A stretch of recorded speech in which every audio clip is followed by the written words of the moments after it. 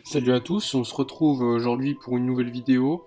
Je vais vous parler de mes favoris pour la Ligue des Champions 2019-2020. Donc tout d'abord, vous pouvez voir à l'écran toutes les équipes qualifiées pour les huitièmes de finale de Ligue des Champions. Personnellement, je vais classer les équipes selon quatre catégories. La catégorie des grands favoris, des favoris, des outsiders et des équipes qui selon moi ne sont pas du tout favorites. Donc on commence par, selon moi, les équipes qui ne sont pas du tout favorites à la victoire finale. Elles sont quatre. Il y a l'Atalanta, l'Olympique lyonnais, Valence et le Napoli. Tout d'abord, l'Olympique lyonnais avec tous les blessés, le peu de jeu collectif qu'offre l'Olympique lyonnais cette saison avec Rudy Garcia, je pense qu'il n'y a pas besoin d'en dire plus. Concernant Valence, après un début de saison assez compliqué, Celades a quand même permis à Valence de revenir à un niveau assez acceptable, mais je ne les vois pas du tout rivaliser avec les autres équipes.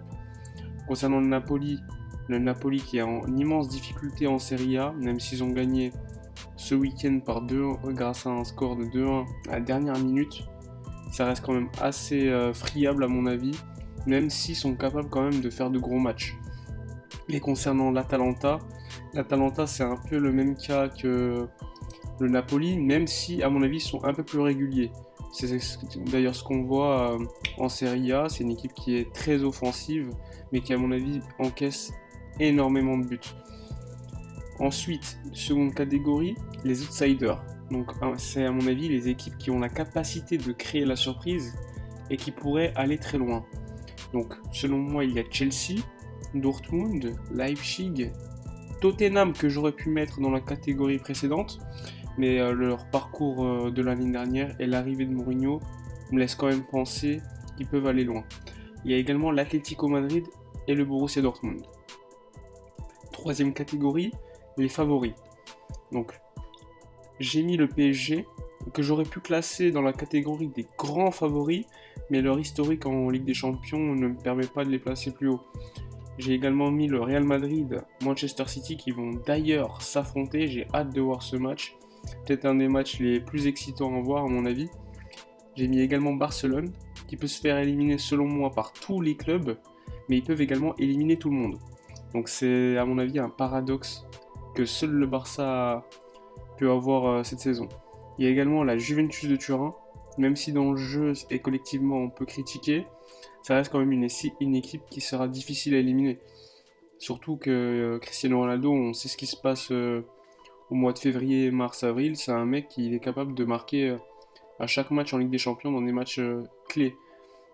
J'ai également mis le Bayern. Bon, ça reste quand même le Bayern de Munich, même si l'année dernière ils sont sortis en huitième de finale. C'était quand même contre Liverpool.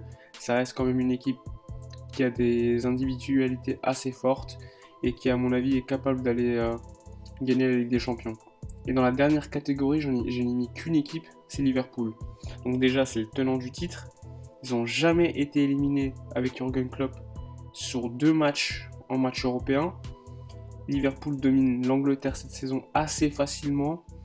Et même s'ils ont eu de la peine à se qualifier lors des phases de poule cette saison, ça reste quand même à mon avis l'équipe la plus dangereuse de la Ligue des Champions. Et il n'y a pas besoin de présenter l'effectif de Liverpool qui est à mon avis un des plus complets des grandes équipes européennes. Donc petit rappel quand même des affrontements en huitième de finale. Je vais également vous dire mes pronostics.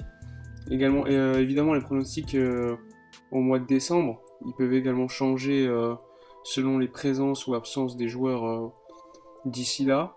Donc premier match, Manchester City-Real Madrid. Personnellement, je pense que le Real Madrid va se qualifier, même si ça reste quand même un match assez compliqué à pronostiquer.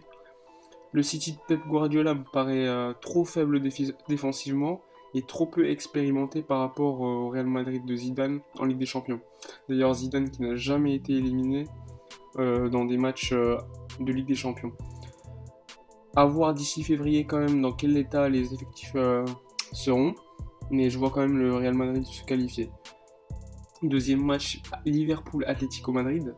Donc match qui sera quand même à mon avis très compliqué pour Liverpool. Peut-être peut-être l'adversaire le plus compliqué à jouer pour les Anglais. Mais je vois quand même tout de même Liverpool se qualifier malgré tout. après une grande performance à Anfield. Troisième match, Barça-Napoli. Donc le Napoli, comme je l'ai dit tout à l'heure, est en difficulté en Serie A. Ils ont limogé Ancelotti, qui d'ailleurs vient de signer à Everton, et qui a été remplacé par Gattuso. Donc le Barça est certes leader en Liga, mais produit toujours aussi peu de jeux. Malgré tout, quand même, je vois le Barça se qualifier, même si à mon avis, ça sera pas aussi facile qu'on peut le penser. Match 4, Valence-Atalanta. Donc, à mon avis, ça sera une confrontation qui sera super intéressante à voir. Même si c'est pas des équipes qui vont, à mon avis, gagner la Ligue des Champions, ça reste quand même des équipes assez joueuses. Je vois quand même Valence se qualifier dans la difficulté. Je pense quand même qu'il y aura pas mal de buts sur les deux matchs. Ensuite, Chelsea-Bayern, cinquième match. Je pense quand même que le Bayern se qualifiera, même si Chelsea produit un jeu assez intéressant sous Lampard. À voir quand même si Chelsea recrutera en janvier. Mais aujourd'hui, personnellement, je vois quand même les Allemands favoris, surtout après une telle phase de groupe de Ligue des Champions. D'ailleurs, c'est un match qui aura une certaine saveur de revanche pour le Bayern, vu qu'en 2012, ils avaient perdu la Ligue des Champions en finale il me semble que c'était au penalty, avec le but de Didier Drogba, qui avait également marqué la dernière minute du temps réglementaire pour égaliser, et donc aller en prolongation. Ensuite, il y a le match PSG-Dortmund.